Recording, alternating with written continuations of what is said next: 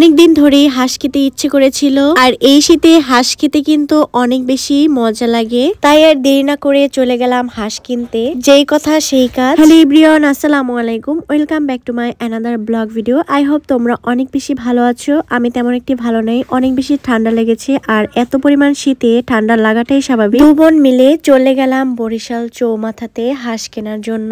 তো সাথে আমার বোনের ছেলে ছিল, ওকে আমি মুরগি দেখাচ্ছিলাম। এখানে হচ্ছে হাঁসটা ড্রেসিং করতে দিয়েছিলাম, বাসায় নিয়ে ড্রেসিং করতে অনেক বেশি ঝামেলা। এরপরে ড্রেসিং করা শেষ হয়ে গেলে সোজা চলে আসবো বাসায়। তার আগে সামনে পড়লো কলই শাক, যেটা শীতের সময় অনেক বেশি ওঠে, খুব বেশি ভালো লাগে ভাজি করে খেতে। তোমাদের কোন কোন এলাকায় কি নামে এই শাকটাকে চিনো অবশ্যই কিন্তু কমেন্ট করে জানাতে ভুলবে না। হাঁসটাকে বাসায় নিয়ে আসলাম। এবার হচ্ছে আম্মু বাকি পশমগুলো ক্লিন করে নিল। এরপর আমি দেখতে পেলাম গ্যাসের চুলা এভাবে ছেঁকা দিচ্ছে। আসলে যে পশমগুলো আছে সেগুলো পুড়িয়ে যাবে, আর হাঁসটাকে খুব ফ্রেশ ভাবে লাগবে, যাতে কোনো পশম না থাকে। এই শীতে হাঁসটাকে আম্মু গোসল করাচ্ছে, জিনিসটা আমার খুবই ভালো লেগেছে। ওকে সাবান দিয়ে গোসল করানো হচ্ছে। এবার গোসল শেষ হয়ে গেছে ওর, এবার এটাকে কাটা হবে। মজা করেই বলেছিলাম এটাকে সাবান দিয়ে গোসল করানো হচ্ছিল, আসলে সাবান দিয়ে গোসল করে নেয়, জাস্ট পানি দিয়ে ওয়াশ করে নিয়েছিল যতটুকু পুড়েছিল। এবার দেখতে পেলাম আম্মু সুন্দর করে হাঁসটাকে কেটে নিল। হাঁসটাকে আম্মু কি কি মশলা দিয়ে রান্না করবে সেটাই হচ্ছে তোমাদের সাথে শেয়ার করব, আর আমি নিজেও শিখবো। হাঁসের মাংস ভুনা খেতে আমার খুবই পছন্দ। প্রথমে আম্মু তেলের ভিতরে দিয়েছিল তেজপাতা, এবার দিয়ে দিল পেঁয়াজ কুচি।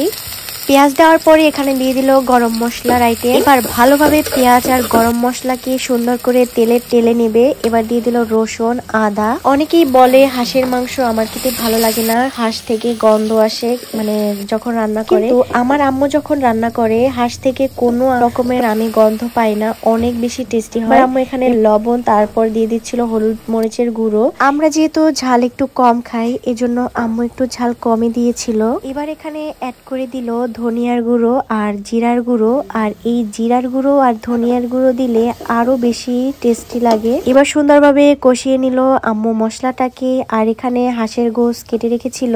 আমি অনেককেই দেখেছি যে মশলাটাকে তেমন কষায় না, অল্প একটু কষিয়ে দেন হচ্ছে রান্না করা শুরু করে দেয়। আসলে কষালে কিন্তু খেতে তেমন ভালো লাগে না, মানে কাঁচা কাঁচা লাগে, গন্ধটাও আসে। মশলাটা যত বেশি কষাবেন তত বেশি স্বাদ হবে। আমার আম্মুকে সব সময় দেখেছি যে মশলাটাকে অনেক ভালোভাবে কষায়। মশলাটাকে ভালোভাবে কষানোর পরে এখানে আম্মু অ্যাড করে দিল হাঁসের মাংসগুলো। এবার মাংসগুলো দিয়েও কিন্তু আম্মু সুন্দরভাবে কষিয়ে নেবে। আমি অনেক জায়গায় দেখেছি হাঁসের মাংসটাকে আগে মশলা দিয়ে ম্যারিনেট করে তারপর হচ্ছে রান্না করে, ওটা তেমন একটা খেতে ভালো লাগে না। কিন্তু আম্মু যেভাবে রান্না করতেছে এইভাবে আপনারা রান্না করলে অনেক বেশি মজা লাগে। এই হাঁস থেকে কোনো রকমের গন্ধ আসে না, কিচ্ছু আসে না। হাঁসের মাংস আর পোলাও দিয়ে খেতে অনেক বেশি মজা। তার সাথে হচ্ছে রুটি পিঠা যদি থাকে তাহলে তার কোনো কথাই নেই। ভিডিওটি ভালো লাগলে do like, share and comment. Share করে সবাইকে দেখার সুযোগ করে দিবেন। যারা এখনো ফলো করে নাই টুক করে ফলো দিয়ে আসবেন। ভিডিওটি কেমন লেগেছে তা কিন্তু অবশ্যই জানাবেন। নেক্সট ভিডিওতে দেখা হবে। আর আমার আম্মুর এত সুন্দর হাঁসের রেসিপি তোমাদের কাছে কেমন লেগেছে সেটা কিন্তু অবশ্যই জানাবেন। দেখা হবে কোনো নেক্সট ভিডিওতে। সবাই ভালো থাকবে, সুস্থ থাকবে, আমার জন্য দোয়া করবে। আসসালামু আলাইকুম।